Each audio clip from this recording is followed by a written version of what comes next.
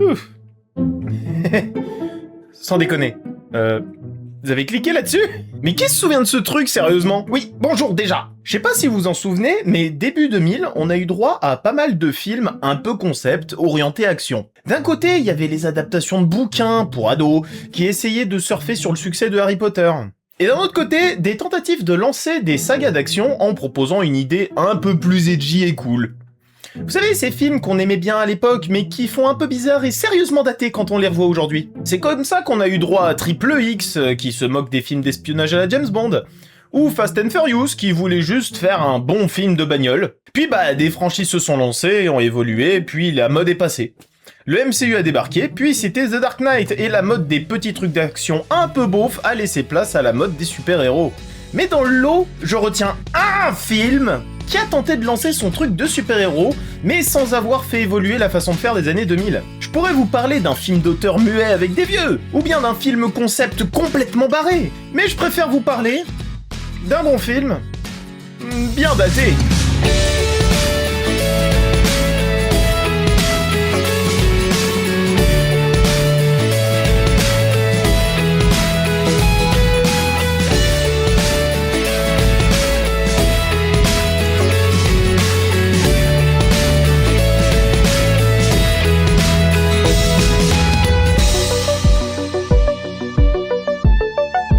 Jumper démarre par le cliché sacrément répandu à l'époque du « ça, c'est moi ». Vous vous demandez comment je suis arrivé là? Eh ben je vais vous le dire, soyez un peu patient. Anakin nous raconte son histoire de comment il est passé de... un crétin, tout comme vous. Sale gosse. À un giga Chad qui a... Et le monde à mes pieds. Quand il était un crétin comme vous, il a décidé de déclarer sa flamme à l'élu de son cœur. Oh, c'est trop mignon. Mais il se fait bully par un Billy sacrément salaud qui jette son cadeau dans le lac. Oh mais calme-toi, t'es sûr que ça va? Pardon, désolé, c'est typical le genre de perso que j'ai du mal à supporter. Pourquoi? T'as eu des soucis à l'école? Non? Bon, viens là mon grand. Mais Anakin n'en reste pas là et va héroïquement chercher le cadeau de sa belle. Impressionnée par son courage, elle va lui tomber dans les bras et les deux tourtereaux vivront des jours heureux en voyageant partout à travers les mondes. Non, je déconne. En vrai, il tombe sous la glace et il meurt. La jeune fille endeuillée changera de région et tombera amoureuse d'un petit dessinateur avant de mourir noyée dans une rivière random. Tu peux abréger, s'il te plaît? Ça fait remonter des souvenirs. Bon, plus sérieusement, il tombe vraiment sous la glace, mais se retrouve instantanément à la bibliothèque de la ville d'à côté. En rentrant chez lui, on fait la connaissance de son papa Yondu et d'à quel point sa vie est vraiment nulle. Ma maman est partie et mon papa il est trop nul. Mais tout d'un coup, pouf, disparu. Il est de retour à la bibliothèque. Bon, ok. Il arrive au final à rentrer chez lui, mais décide finalement, comme ça, sur un coup de tête, de se barrer définitivement de chez lui, mais laisse quand même son cadeau à la demoiselle. Une fois dans une grande ville, il décide d'utiliser ses pouvoirs à bon escient. Il s'entraîne à maîtriser son pouvoir, même s'il n'est pas très doué, et décide de devenir un véritable héros, et sauver la veuve et l'orphelin en... dévalisant une banque. Wouhou! Mais bon, il y a une musique cool, donc ça passe, I guess. Mais cette intrusion a alerté Mace Windu aux cheveux blancs. Sérieux mec, tu ressembles à rien. Mais il y a une musique cool, donc ça passe, I guess. Du temps plus tard, le Anakin vit à New York et apparemment dévaliser des banques, ça paye pas mal. Il est pété de thunes, a un appart de fou et s'autorise même à dragouiller une anglaise sous le nez de Billy Elliot en personne. Parce qu'il est trop cool. Le gars va surfer à Hawaï parce qu'il est trop cool.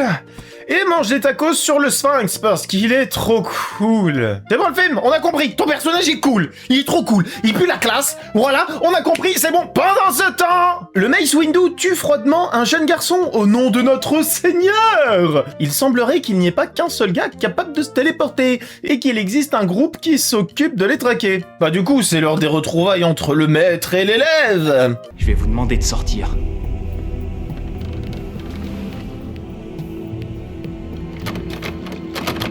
Tu veux un coup de main, peut-être? Ça fait un bout de temps que t'as pas utilisé une porte.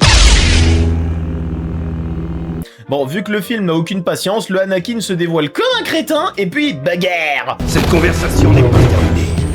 Tant que tu n'as pas répondu à mes questions. Piou piou. Waouh, pfff. Apparemment, il serait un jumper. Et on va pas se mentir. Même si la mise en scène est beaucoup trop nerveuse à mon goût, et bah du coup ça fait très 2000, les effets spéciaux marchent super bien.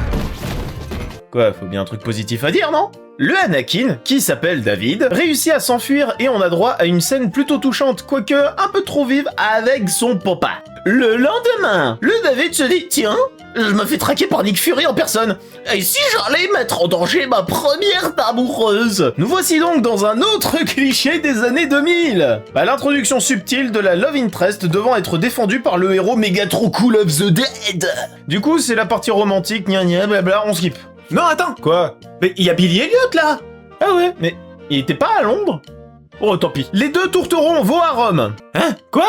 Ouais, il y a pas le temps. Pendant ce temps, Fury, qui s'appelle Roland, retrouve la trace de David et se prépare à le rejoindre, mais pendant ce temps, à Rome, David ment à sa miss. Je te mens pas. Et puis, font des bébés. Enfin, ils essayent en tout cas, hein. Faut enlever le jean, hein. Ok? Puis ils partent visiter le Colisée, mais wow! Il y a encore Billy Elliot! Ouais, c'est sans le jumper, ça. Non, sans deck, Sherlock! Bon, vu que c'est quand même un sale gosse, il fait rentrer illégalement sa copine et... Ah! Tu croyais quoi? Que t'étais le seul? Ok. Bon, bagarre. C'est nouveau? Le Billy est assez vénère, et ça rend vraiment pas mal pour une fois. L'action prend assez de temps pour être très cool. Billy nous apprend que les méchants sont des paladins et David arrive à le suivre jusqu'à sa planque. Mais il faut mettre madame en sécurité. Mais bon, toutes les cachotteries commencent à faire beaucoup et le David se fait arrêter. Mais maman? Oublie la fille. Si elle est avec toi, elle est morte. Maman! Maman! Plus que 20 secondes, David. Attends, sa maman est une méchante? Ok, ça commence à être vraiment tendu et la mise doit partir seule. Même si ce tardos pense même pas que les paladins vont venir la voir, tiens. Ce serait bête. Il est déjà en train de mettre la pression à son papa qui, par accident, dévoile la maman. Faut dire sacrée galère, hein, quand t'es paladin, d'avoir un fils jumper. Je crois. Pendant ce temps, David apprend l'histoire des paladins et des jumpers auprès de Billy. Les paladins, ils massacrent les jumpers depuis des siècles. Tout ça, ça remonte à l'époque du Moyen-Âge. Ta famille, tes amis, la petite nana avec qui tu te baladais à Rome, ils sont morts. Ils sont tous morts. La joie. Et il semblerait que ce soit vrai. Le David panique et ça rend plutôt bien. En vrai, même si l'Aria est trop nerveuse et que le film va à 100 à l'heure, les effets spéciaux marchent vraiment pas mal. Ils sont vraiment bien. Ah, l'époque bénie entre 2007 et 2015, où les équipes d'effets spéciaux étaient un minimum bien traitées. Ouais. Malgré les recommandations de Billy, David décide de le suivre pour traquer Roland. David veut faire équipe et Billy finit par se dire « Mais, pourquoi pas ?» Du coup, Billy jump une caisse et c'est parti pour la scène de bagnole gratos, hein, parce qu'ils sont trop cool. Je peux jumper tout ce qui bouge. J'ai connu un jumper autrefois, un grand malade. Il a essayé avec tout un building. Il leur fera pas de sitôt. Pourquoi? Parce qu'il en est mort. Oh tiens, un fusil de Tchekhov. Un quoi? Ah, tu sais pas? Le dramaturge Anton Tchekhov avait dit ceci. Ces fusils présents sur mur dans premier acte, il doit servir dans deuxième ou troisième acte. Sinon, il sert autant qu'un trou du cul à cet endroit-là. Du coup, même si on est déjà au deuxième acte, hein, ils essaient de faire un fusil de Tchekhov. Ouais, un peu tard, mais bon, ça prépare un peu le climax, on va dire. Hein. Au final, Billy accepte de faire équipe avec David, retrouve sa nana pour la protéger de Roland. Il lui avoue qu'il bug dans la matrice, mais faut faire vite, y a les méchants. Il la ramène dans la planque de Billy, mais... Roland a un spray à jump. Du coup, ils arrivent à le suivre. Maintenant ici, tu leur permets de te suivre. Ils ont une machine qui fait des trous de verre, des tunnels spatio-temporels. De quoi tu parles? Ils peuvent nous suivre partout où on va. C'est pas genre hyper dangereux? Bagarre lance-flamme et wow! Ça rend pas mal du tout! Ah ouais!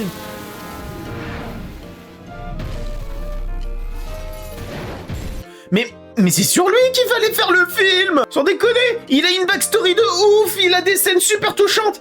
En plus, il est tellement beau. Bagarre, Millie libère David. Oui, ça s'appelle Millie. Qui essaye d'être un peu émouvant. Mais bon, la pauvre, elle est terrorisée. Tu m'étonnes qu'elle ait du mal. Nadia! Bah oui, à force de traîner, Billy veut tout faire péter, Nana inclus. Et ça mène à une sacrée dispute, du coup, bah, bagarre autour du monde.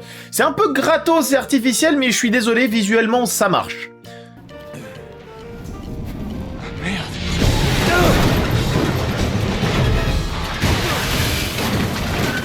Ouais, par contre, vas-y mollo, frérot, hein.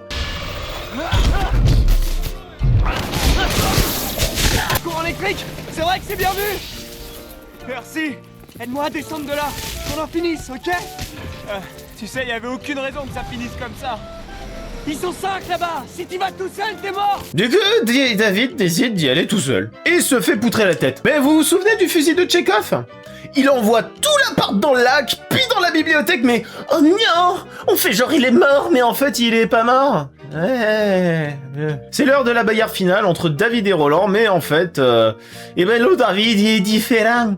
Alors plutôt que de le taper, il abandonne... c'est pas où, hein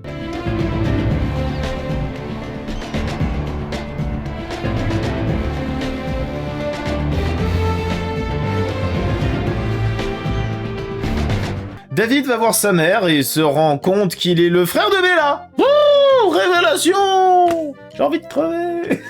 Le perso sert vraiment à rien, sérieux. Ça rajoute un drame pas ouf qui sert jamais, mais bon, tant pis. Et fin! Tu veux aller où? Surprends-moi.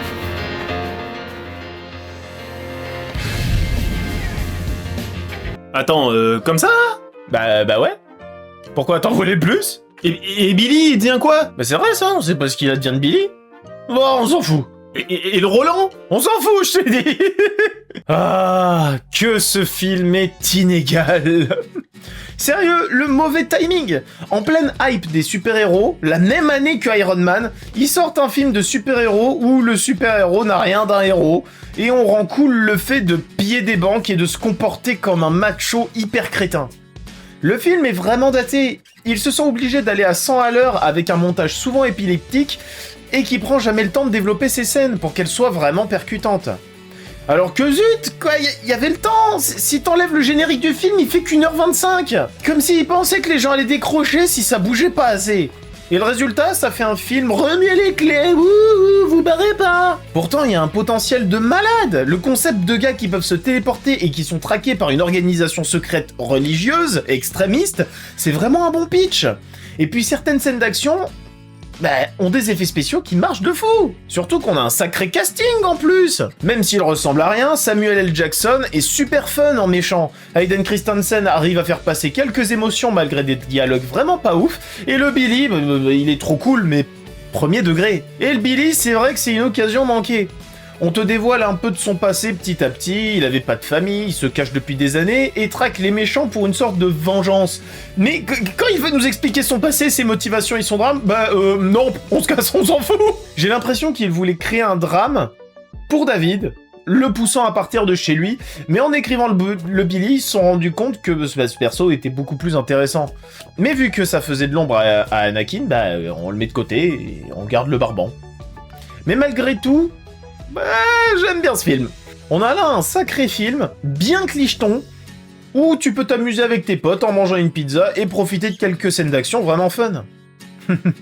Merci d'avoir suivi cette vidéo, n'hésitez pas à vous abonner, partager, commenter et insérer votre plus beau pouce.